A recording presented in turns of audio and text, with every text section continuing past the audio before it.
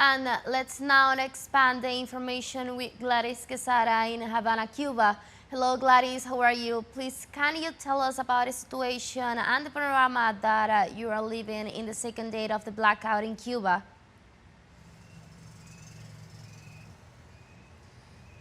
Hello, Anna. Yes, I'm in Havana, specifically in downtown Havana in El Vedado neighborhood. This is an area zone, an urban place here in Havana, badly affected. As you can see behind me, there is the branches of the trees. They're in the roof, and their labors to clean and also to pick up the debris is still underway. Regarding the electrical power situation here in Havana, I can tell you that this morning the National Electric Company in Cuba reported that almost 10% of the users have power back. That is to say, over 25 circuits, because yesterday, there was only 25 circuits back in power. But that's just a little number compared to the 386 circuits that must have the power back here in Havana to all the users to recover the power and also the service. We have more information. Fulton unit, the power unit back in Holguin, the province of Holguin, in the western part, I beg your pardon, in this part of the island, is back in the national electrical system. It's generating power, but still is unstable, and this is a recovery that is going to be gradual, as the authorities have been saying these 2 days since the passage of Hurricane Ian and since the collapse of the national electrical grid. In any case, as we have been saying all this time, the people remaining calm. The situation is in calm despite the hardships and despite the difficulties that suppose and bring up this situation. Right.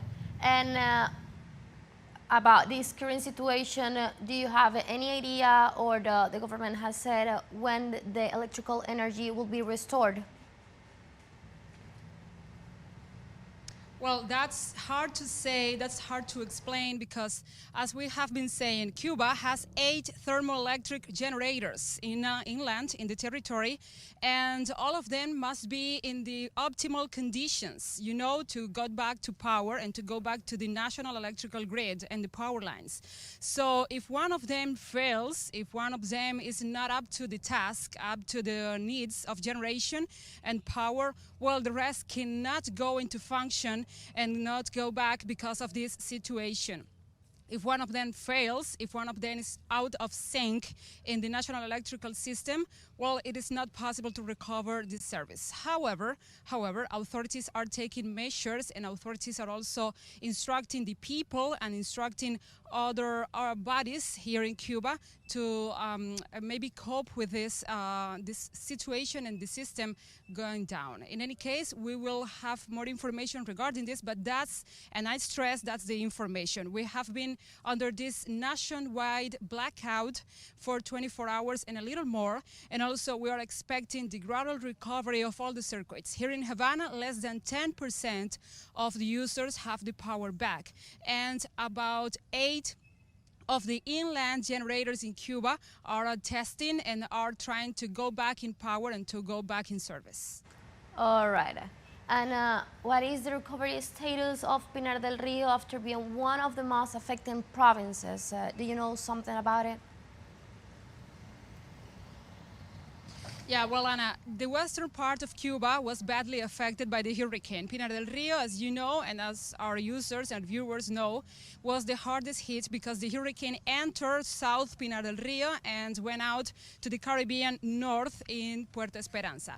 That's to say, the hurricane went through all the province, south to north, leaving a trail of destruction and leaving also a wreckage of agricultural and also infrastructure in the cities and the towns. The rural zones are devastated. We now know for sure that there are over 5,000 tobacco storage houses that were partially or completely destroyed. And let's remember, that is a huge impact for agriculture in Cuba because tobacco means over $260 million in profits because of exports and sales for the nation, for the economy. And also, let's remember, Pinar del Rio was badly hit in some tourism hotspots like Viñales and like Las Terrazas. So there have been affectations, mostly yucca plantations, plantain plantations, the crops of bananas, and also the tobacco that, as I was saying, is one of the most important export items here in Cuba. All right. Thank you, Gladys, for the information. See you next time for another update.